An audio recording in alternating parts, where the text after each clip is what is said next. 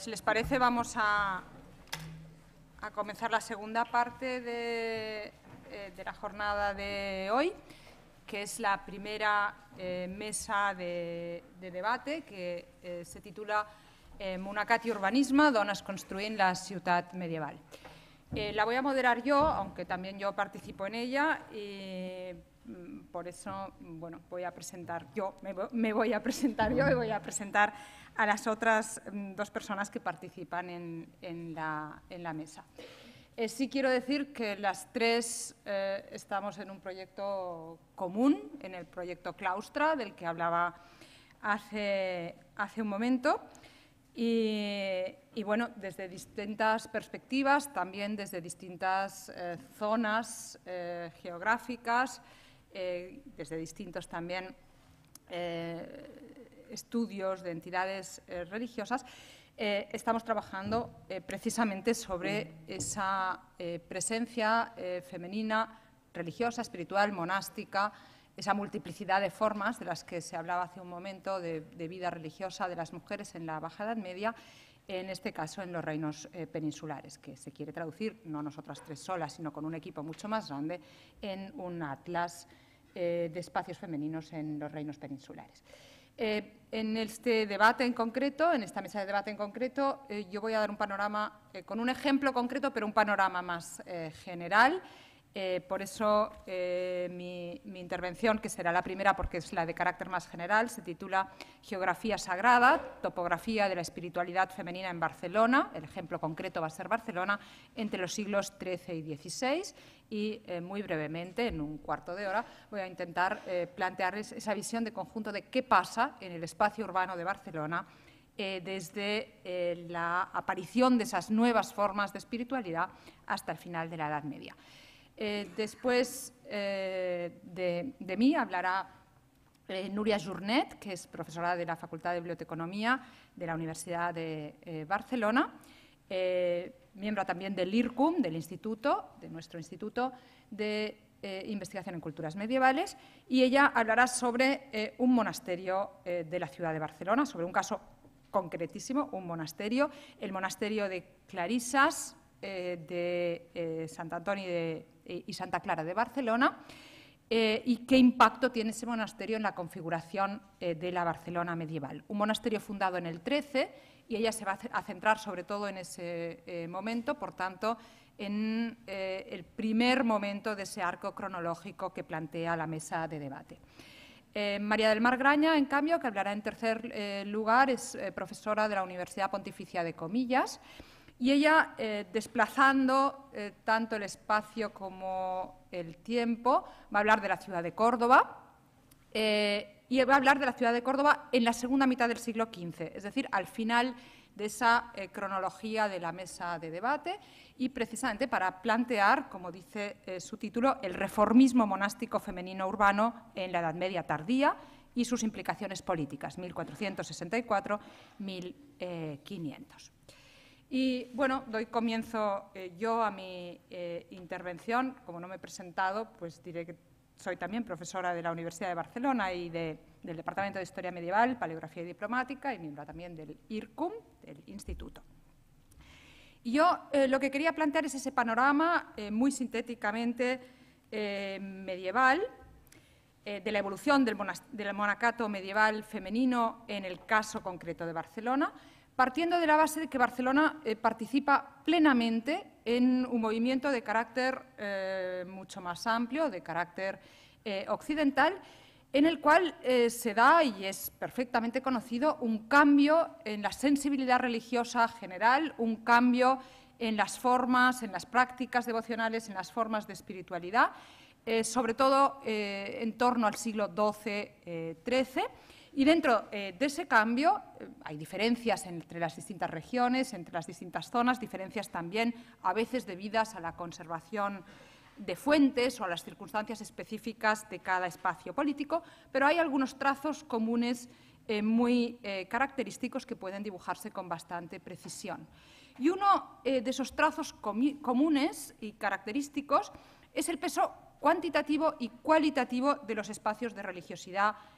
femenina. Monasterios, conventos, beaterios femeninos proliferan, cambian de una realidad a otra, se amplían, se trasladan, pasan del campo a la ciudad, de extramuros a intramuros, de un espacio pequeño a otro mayor. Un dinamismo enorme en formas de espiritualidad femenina que es común a ese mundo medieval a partir del siglo XIII. Y el otro rasgo característico del que participa también la ciudad de Barcelona es la urbanización de la espiritualidad. Podríamos resumir feminización de la espiritualidad urbana, urbanización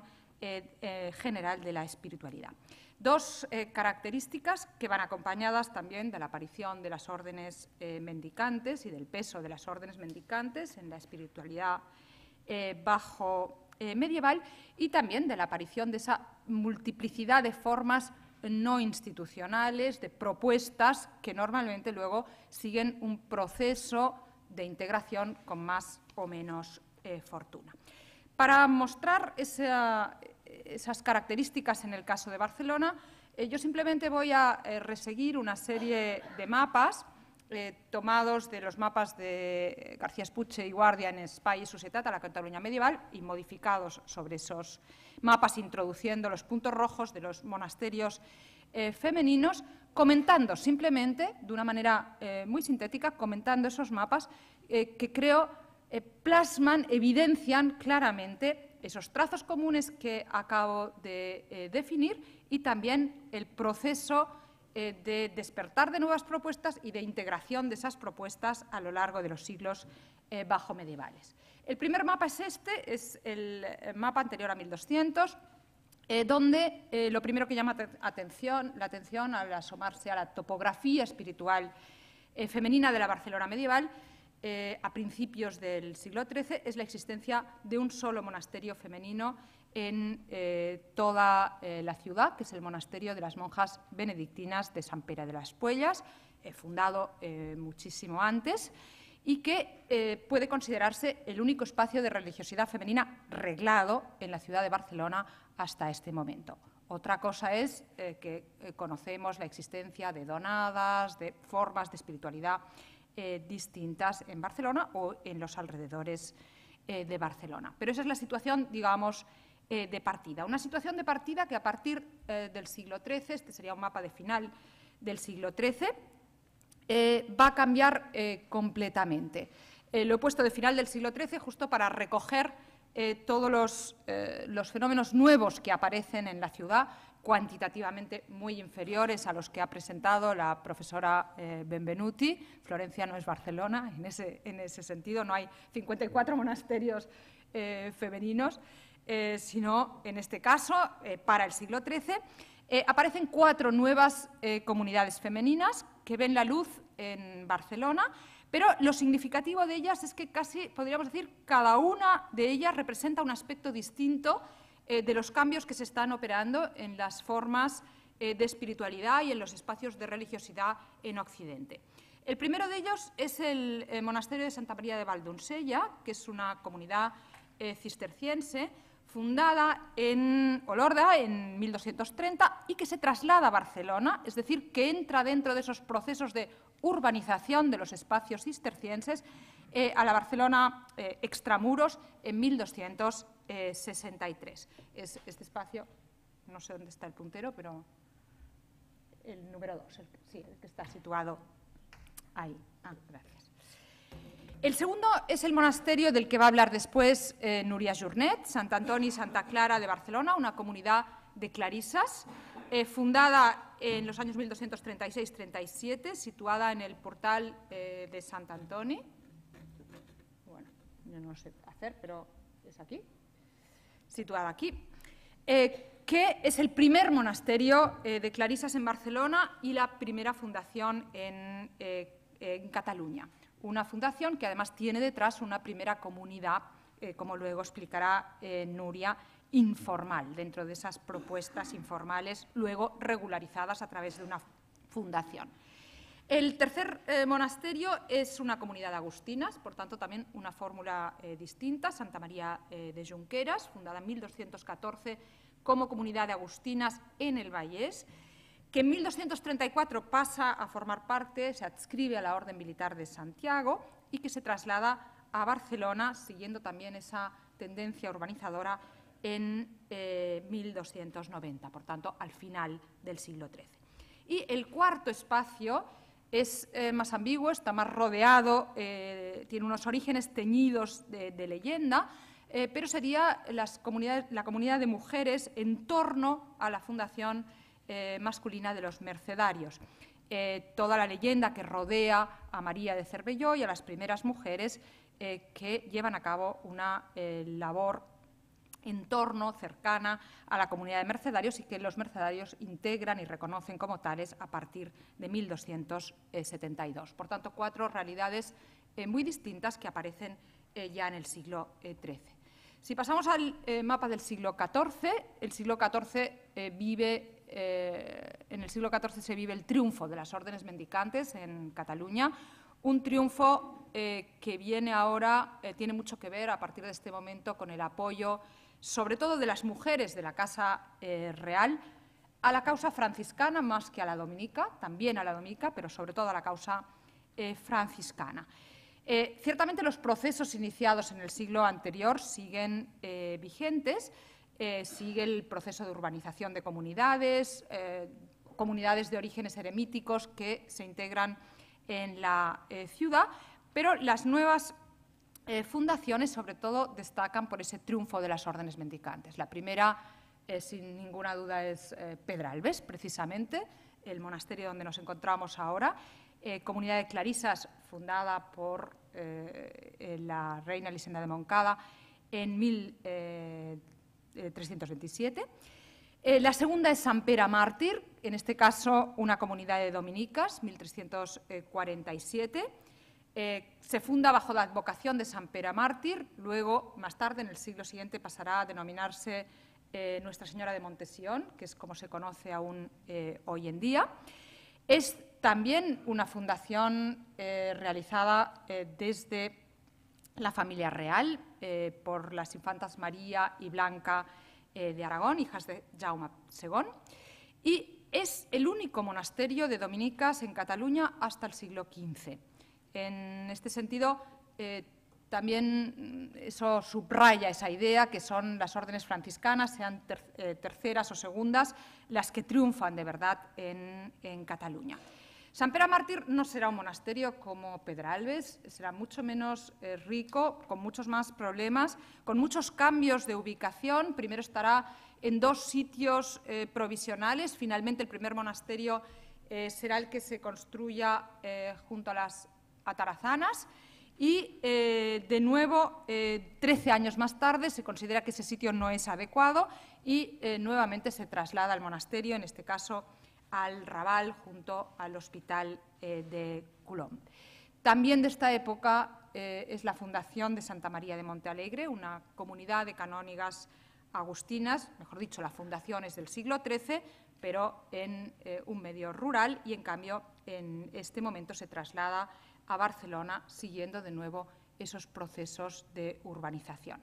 Y muy interesante también en este momento son las noticias que tenemos del reclusatge de Santa Margarita, una casa de beguinas de la primera mitad del siglo XIV, con una función claramente de actividad hospitalaria y, por tanto, relacionada con el hospital de leprosos y, por tanto, estaríamos justo ante ese modelo hospitalario informal fuera de los marcos regulares y que solo en el siglo siguiente se encuadrará en un esquema que lo regula. También en este momento, en el siglo XIV, tenemos una casa de arrepentidas, por tanto, en ese proceso que también señalaba la profesora Benvenuti de esos espacios de marginalidad que acompañan la revolución del monasticismo y de la religiosidad femenina en el mundo urbano y la actividad de esos espacios en el mundo urbano y, finalmente, la noticia de diversas beguinas independientes, de las que sabemos pocas cosas, terciarias franciscanas también, pero que actuaban en la ciudad y que tenían un papel importante. Siguiente mapa, el siglo XV. Es un siglo de asentamiento de enclaves anteriores, de cambio de emplazamiento de algunos de estos monasterios, de incorporación también de algunas comunidades rurales a la ciudad, y también un siglo de encuadramiento de algunas comunidades informales en una comunidad reglada. Por ejemplo, es el momento en que Sant Pere Màrtir se traslada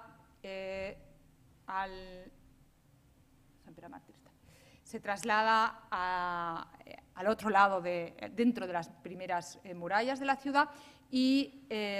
cambia la denominación, recibe la denominación de Santa María de Montesión. Es el momento también en que la comunidad de Montealegre recibe comunidades de agustinas de fuera de la ciudad y, por tanto, crece con la urbanización de otras comunidades, y es el momento en que ese reclusatge, ese grupo de beguinas en torno al hospital, cobra nueva fuerza en torno a una mujer, en torno a Brígida Terrera, y acaba por integrarse, por encuadrarse en una comunidad reglada de la Orden Jerónima en 1477, un tema del que creo hablará también María del Mar, la aparición de los jerónimos y de la rama femenina de los jerónimos en el marco de la evolución, del encuadramiento de la segunda mitad del siglo XV. También hay nuevas fundaciones en este momento: Santa María de Jerusalén, una comunidad perteneciente primero a la Orden Tercera franciscana y fundada por dos mujeres, Rafaela Pagesa y Antonina de Pisa, que se funda en 1453 y que a final del siglo XV de nuevo se encuadra, pasa a formar parte de la Segunda Orden Clarisa con la llegada al convento de las monjas de la Trinidad de Valencia. También es el momento de fundación de Nuestra Señora de los Ángeles, una comunidad que había nacido como comunidad de mujeres piadosas informal en Caldas de Montbui y que llega a Barcelona en 1485, en este caso estableciéndose como una orden tercera dominica, en este caso no franciscana, sino dominica. Y también en el 15 sigue siendo una realidad palpable la existencia de beguinas con un rol importante, con una tarea activa importante en la ciudad.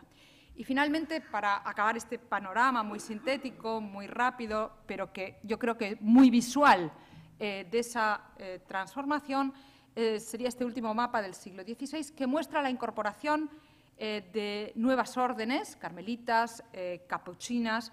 que muestra el peso de la reforma religiosa y de la reforma monástica, que muestra también, no lo muestra el mapa, pero sí la documentación, las dificultades y las reticencias y las resistencias que a veces esa reforma encontró, y la defensa de la autonomía que algunas comunidades pusieron o ofrecieron, y la reacción de algunas de ellas contra la clausura restrictiva que imponía